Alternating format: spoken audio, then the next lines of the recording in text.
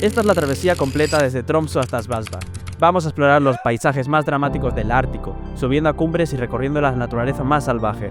Nos acompañará la emoción de los viajes en moto por los valles más fríos. Tendremos contacto con perros de trineo y entraremos en las oscuras minas de carbón de Svalbard. Si te apasiona el outdoor, el frío y los viajes al límite, este es tu sitio. Dale a me gusta y suscríbete para la historia completa. ¡Empezamos! This will tell me way before something goes wrong. So if this goes off, I will continuously monitor it and assess the situation.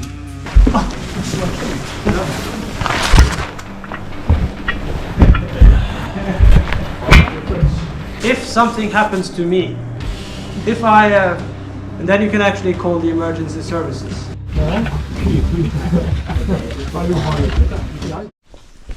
Muy buenas gente, bienvenidos a un nuevo vídeo. Hoy estamos en el día 5, nuestra aventura en Svalbard. En este momento vamos caminando por el pueblo rumbo a las antiguas minas de carbón, uno de los lugares más emblemáticos de este rincón del Ártico. Veis que aquí hay gente corriendo, yendo en bici, paseando perros.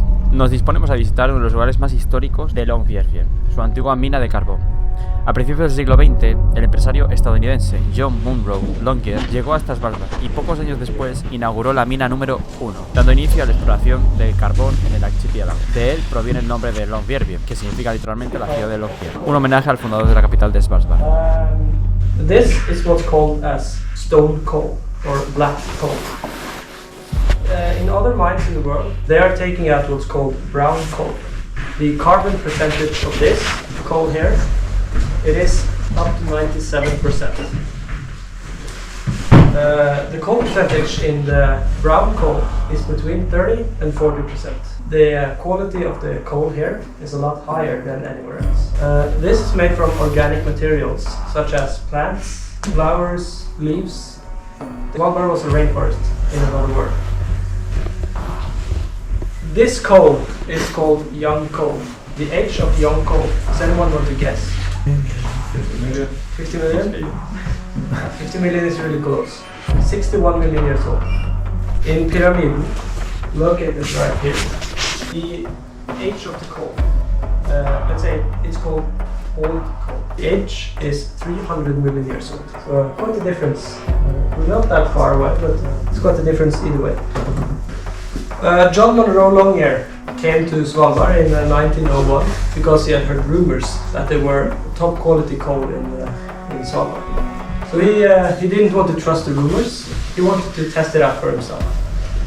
He brought some coal back to the United States with him, and he got it tested. And the rumors were true. Well, the quality here was top. So in 1906, he started the first city here, Longyear City. As many Americans like to do, they named the city after themselves. So Longyear City.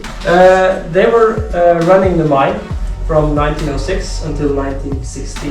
In 1916, the Norwegian mining company, Store Norske Spitsbergen Kullkompani, they purchased the mine. They purchased the plants that the Americans had already started. So ever since 1916, the mines here have been Norwegian. Mine number 3 and mine number 7 are the only mines with road access. All of the other mines used the cableway. You probably have seen these towers around town. All of the towers are going to the mine. There will be a bucket hanging underneath, going on the cable from the mine towards a cableway central, and then from the cableway central towards the old or the new harbor. Here, this is where coal has been mined. All of the white here, that's where coal is still left behind. As you can see, it's just a little bit of coal holding it up. All of the black area is the same as 3.7 million tons of coal. In Svea, which was located right here, they had much more coal production. The average working height here is 60 centimeters. The luxury working height here is 90 centimeters. In Svea, the average working height is 2 meters. And some places it could be up to 5 meters. For 1 meter of coal, you need 12 meters of organic materials. So for 5 meters of coal, you can imagine the rainforest was here a few million years ago. The amount of coal that these guys took out in 1 year is the same that the guys in Svea took out in 4 days. In mine number 7, the average working height is 1 meter and 40 centimeters. So you have to walk around like this for the entire shift. Or you have to break, but all of the working time in the shift, that you have to walk around like that. When you're walking around like that, it's very, very hard to look straight forward. You feel like you're breaking your neck. So the story I'm about to tell you now was something that was discovered completely by accident. 2 mine workers were walking inside of the mine. They saw some bumpy areas in the roof of the mine. They didn't know what they were looking at. They had to call their boss in. He walked in, or he drove in. He said that, yeah, this is not normal. So he called in the geologist. The mining company actually have its own geologists because of things like that. So what they have found were footprints in the ceiling. They have found 17 footprints. And if you look here in the ceiling, it's the actual size of the footprints.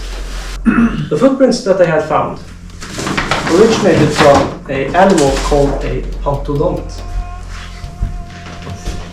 Not very much is known about this animal. It was living between 55 and 65 million years ago, at least they thought. It weighed about 400 kilos, and it was in the mammoth family. So it's not a dinosaur. They got it confirmed, the age of it, when they found the footprints in a layer of coal that was 61 million years old. The only places in the world that this animal have been found is the footprints here in Svalbard and the fossils in North America. So finding this here is really cool. So this is the main tunnel. It's a tunnel that we will be spending most of the time today. These are side tunnels. In between each side tunnel is 400 meters. This is what's called as strosse. The strosse is where they were actually mining. These are jacks, and these are extra wooden support beams. The table is actually made a little bit wrong because the support beams are going to go this way instead. But anyways, the first shift used a cutter. It looks like a big chainsaw.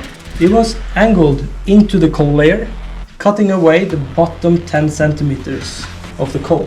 After the cutter was finished, one guy used a drill. He drilled 200 holes, one for each meter. They put a stick of dynamite in it, and this dynamite was especially made for coal mines. It was just enough power to really loosen the coal. The coal would fall down because of the bottom 10 centimeters was gone. The next shift used a scrape, and it does exactly what the name suggests it does. Scraped all of the coal into the side tunnel where a train was waiting. So this train would wait here in the side tunnel for the scrape. The scrape would be pulled back and forth by a winch in the side tunnel, and the train would go back out to the silo outside. The last shift was by far the most dangerous shift. They were removing the back layer of jacks and putting them in the front here. This area was not secured, so they had to remove the back and put it where it could be secured. What would happen with the back roof here? It would collapse, and that's exactly what they wanted. These jacks were expensive, so keeping them in place, that was not an option. By removing one layer at a time, they could safely collapse the mountain behind them, making it safe to work. I think I got to explain that in a good way. Jag har kommit hit med Longyearbyen för att pröva mig som gruvarbetare. Jeg er grønngjerning i Aue.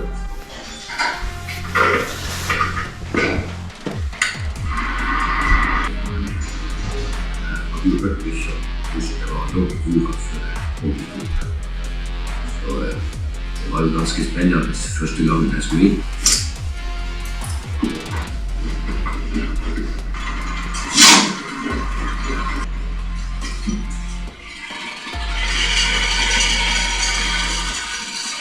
Når du har ligget og våkket i 7 timer, så begynner det bra i kroppen. Så Og jeg var bra utpeist den første tiden.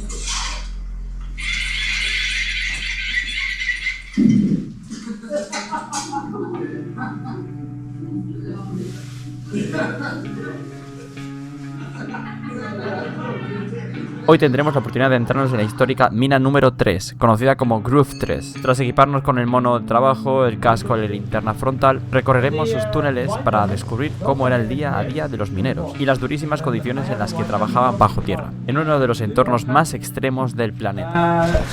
This will tell me way before something goes wrong. So if this goes off, I will continuously monitor it and assess the situation. It can actually go off if I'm talking directly into it. So just because it goes off doesn't mean that it's dangerous. You saw it on the documentary, but you might not have thought about it. It was the oldest guy who were going in and checking the oxygen levels. We're going to go into the workshop now. Yes, let's do that.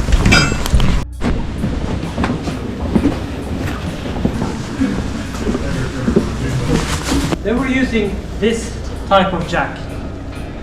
It's very small and it's very lightweight compared to the other ones. When they were going to secure it, this would be raised. They would hit this with a sledgehammer. And then when they were going to take it down, they would hit this side with a sledgehammer. Then it would fall down. After the accident in 1991, they switched to the hydraulic jacks that you see right here. They're a lot heavier, so the mine workers actually prefer the old method of doing things. They had to carry 250 jacks each day. And also they had to carry 250 of these rails as well. You can all try to lift the jacks. We have 4 sets, so you don't need to wait for everyone. You only need to lift a light one and then a heavy one. Try also to lift this one beam. Try to lift it.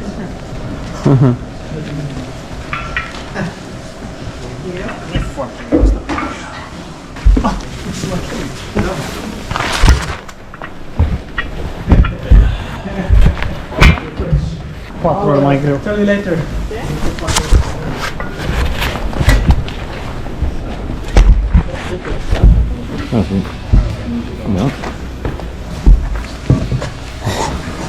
Crossfit. Montón. Smaller ones. How much? In kilos. Say 6. 6 kilos. Anyone else? 10. 15. The smaller one weighed 17 kilos. Smaller one? Yes, the smaller one. We had 2 different weights for 2 different scales, and they both weighed they both showed 17 kilos. How about the bigger one? 40 kilos. 40? 60. 60? Yeah. No, 60, no, 50. The closest one is 40. It weighed 42 kilos. 42 kilos. How about the beam? What do you think that weighs? 30. 25, 30? No. The smaller ones, but there were 3 different sizes, and this is the smallest. The smallest one weighed 24 kilos. The bigger ones weighed 32 kilos. And you still have to carry 250 of each day. So remember, you were standing up. These guys were laying on their back and lifting them. So there was no need to go to the gym when they were finished. Let's go even further in. So this is the cutter.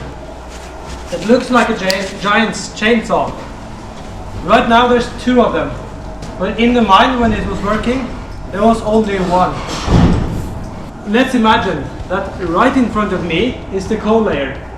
The cutter would then be angled into this direction, so it was going like this. And it was pulled back and forth by the winch. When it was going back and forth, there would be a pile of coal. There would be a pile of coal forming at the base. One of the rookies, they would have to use a shovel. And this, they were going to lay next to it while it was working. They would shovel away the coal, and that was a really hard job, a really dangerous one. These guys that worked there, they were very proud of the job they were doing. It was very hard labor. compared to the other mines here.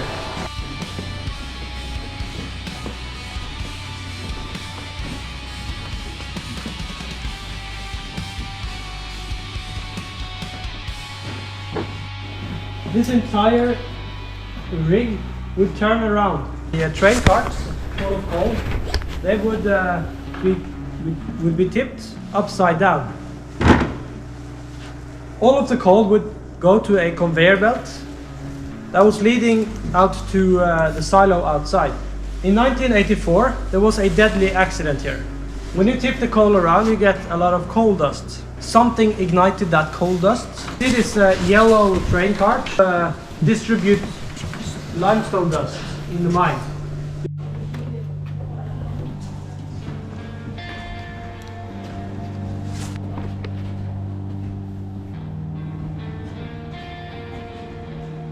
A few years ago, when this mine number 3 concept was quite new, there was one of our guides.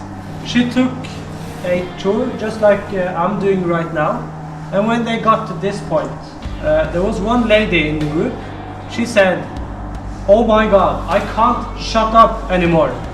No one understood what she was meaning by that. So the guide asked her, "Is everything okay? Why are you yelling that?" I know this guy on the picture quite well.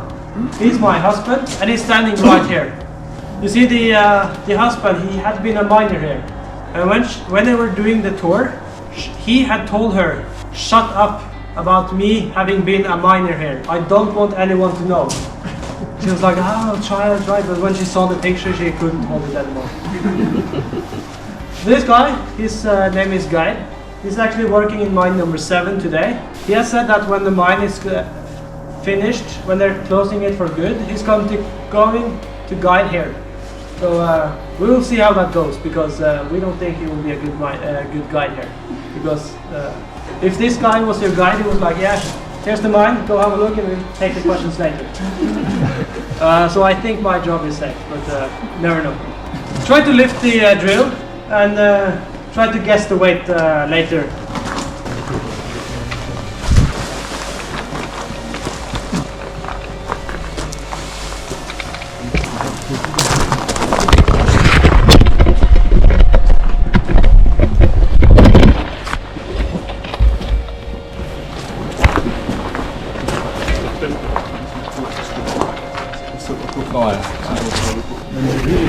Yeah.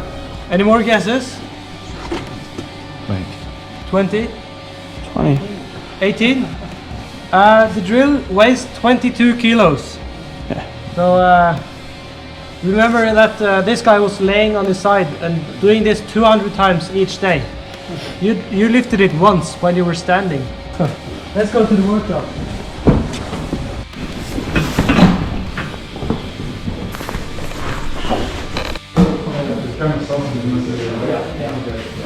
Because of the ghetto blast, they were always playing loud music here. They wanted to do anything, something else. They were working as mechanics, welders, cleaning ladies, and even miners. The male mine workers, they felt kind of bad because they were giving the female workers a hard time. So when the female workers started to work inside of the mine and doing the same job that the guys were doing, the guys were feeling quite bad. So they decided to name a train after every one of the female workers. And also they wanted to dedicate this train to all of the female, like all of them in general. They painted this train. They painted trolls on the side. Of course, why wouldn't they do so? They also painted lipsticks and high heels on the trolls. So even though they were dedicating this train to them, they still gave them a little bit hard time. All right, we're going to do one more stop before we go into the mine. When we're standing still and I'm talking, it's very nice of you to adjust the lights up or down as to not blind me. I would really appreciate it. About 30 meters after that door, the boardwalk ends. Then it's going to be just the pure dirt floor with the railroad tracks and stones. So please be aware of where you're walking. I'm going to stop at the coolest places anyways. So yeah, if you're feeling unwell during the trip, you can just tell me whenever we are stopping, and then you have the possibility to go back through the open door and wait in the first room. If something happens to me, if I faint or need help, you can just connect to the internet. This will tell you how. You need to turn on Wi-Fi calling, and then you can actually call the emergency services. There's also a map on the back side, so it's nice for me to know that you know that now. This will right now.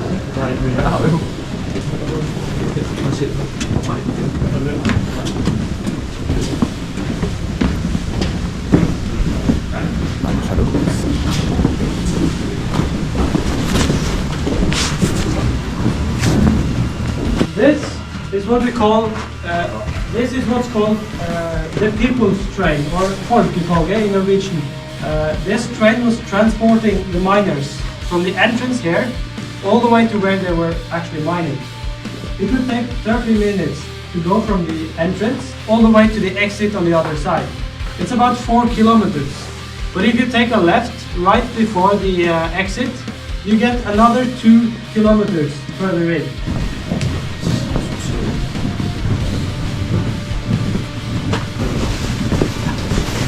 They've placed the limestone dust on top of this because if there would have been an explosion, these barriers called stone dust barriers, they would, when there was an explosion, the shockwave would blow off the limestone dust, and when the explosion itself reaches this point, it will basically meet a wall of limestone dust, and that will effectively stop the explosion, or at least stop it so much that it won't get any serious damages outside. So this was for when the explosion already had happened. It was to minimize the damage done outside. Yes, let's go to the global seed vault.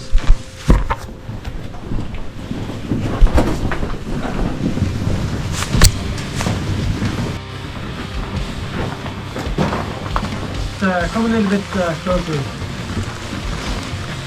Alright, behind me is the first seed vault. You remember the grains on the side here? Behind this door, in 1984 they started a project, and the project was to see how long different seeds could survive in the permafrost. This is going to be going on until 2087, so it's still undergoing. Based on these results here, Norway wanted to build the global seed vault. So because of the good results here, they decided to open the seed vault, even though this project isn't finished. If you want to take pictures of this door, it is completely fine, but you have to stay behind this wall. On the other side, it's not secured, so we don't want to disturb it any more than we have to. But before we take the pictures, I want to do an experiment. Is anyone afraid of the dark? I didn't hear a yes. So let's do an experiment. I want everyone to turn off your lights. All light sources, telephones, watches, cameras, anything that emits a light. So this is total darkness. This is the only thing that you will see for the rest of your life. When you're going to sleep in the night, it is pitch black. But after a little bit, you will start to see something. And that is light pollution.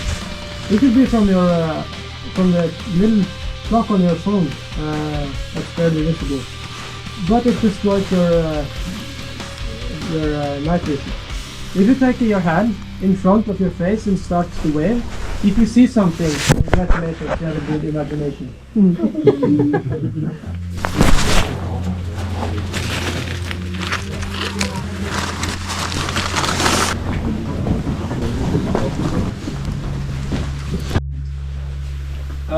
And that's really, really cool because you wouldn't expect to find scallops inside of a mountain. So,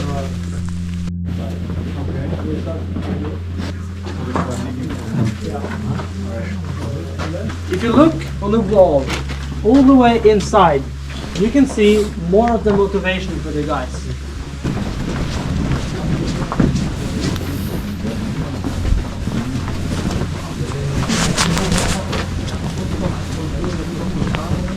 And it would pull this grate back and forth.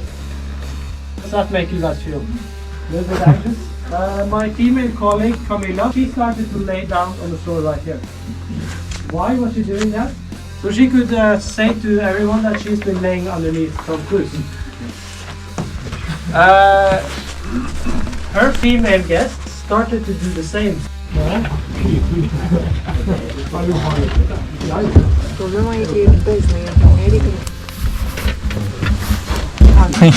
Francesco. ¿Tiene lights?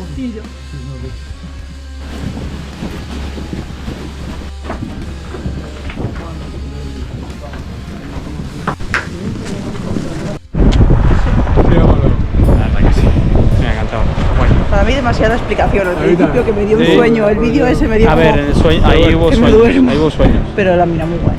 Sí. Vamos Que andando. nos lleve. Vamos andando, ¿no? Es cuesta abajo. Andando.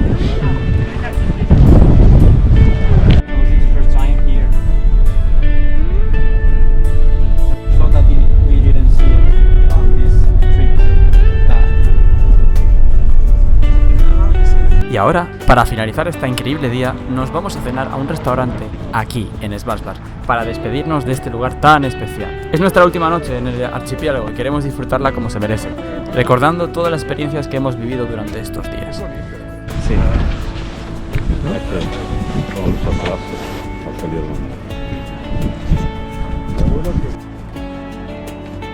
Han cogido la movilidad. Sí. Por lo que sea. Mira, pero no se Era puede. el más guapo que tenían. Era el más guapo que tenían y dijeron Muy esto. agradable, muy agradable. Sí. ¿Ves? Por la noche, ¿ves? Con nieve sin... Espera, con nieve. A mí hay los perros sin nieve y así era como...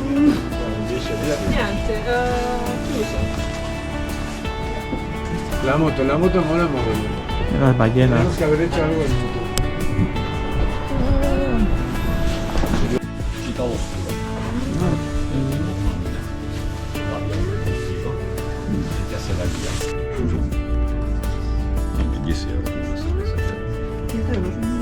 No, gin tonic e 15.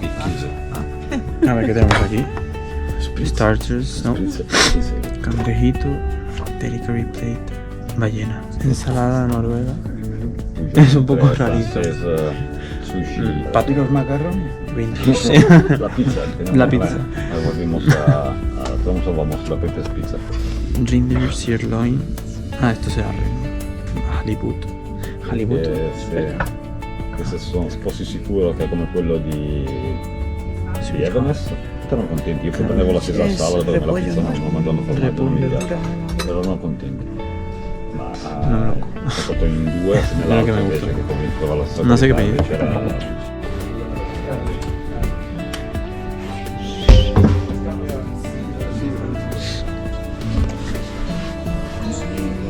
Tío, qué pedazo de oso. It's fucking...